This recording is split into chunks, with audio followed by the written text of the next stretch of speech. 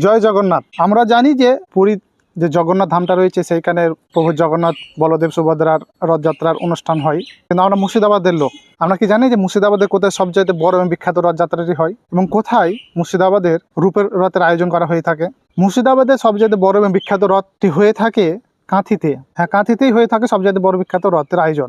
আর এই যে কাঁথিতে বিখ্যাত রথ, আর এই যে রথটি অনুষ্ঠিত হয় প্রায় 250 বছর পুরনো। কাঁথি যে জমিদার পরিবার ছিল বা রাজ পরিবার, এই রথের সূচনা করেছিলেন কাঁথির রাজা কৃষ্ণ সিংহ ওরফে লালা বাবু। রাজবল্লভ জিউর মন্দির থেকে প্রভু জগন্নাথ বলরাম সুভদ্রাকে 3টি রথে পরিক্রমা করা হয় পুরো শহর জুড়ে। আর এই রথযাত্রায় প্রায় 40,000 মানুষের আগমন হয় বলে অনুমান করা হয়ে থাকে। এছাড়াও মুর্শিদাবাদের লালবাগে যে নসিপুরটা রয়েছে, অর্থাৎ নসিপুর আখড়ার রথযাত্রা, এই রথযাত্রাতে বিশেষ আকর্ষণটা হচ্ছে রূপোর রথ, যা মুর্শিদাবাদের ঐতিহ্যকে এবং সংস্কৃতিকে তুলে ধরে। কাঁথি এবং নসিপুরের যে রথযাত্রাটি হচ্ছে প্রায় 255 বছরের পুরনো। নসিপুরের যে রথযাত্রাটি হয় রূপের, সেইখানে বলরাম সুভদ্র প্রভু জগন্নাথকে রূপোর রথে নিয়ে যাওয়া হয় এবং পুনরায় রূপোর রথে ফিরিয়ে আনা হয় এবং পুরো শহর এলাকায় তাদের পরিক্রমা করা হয়।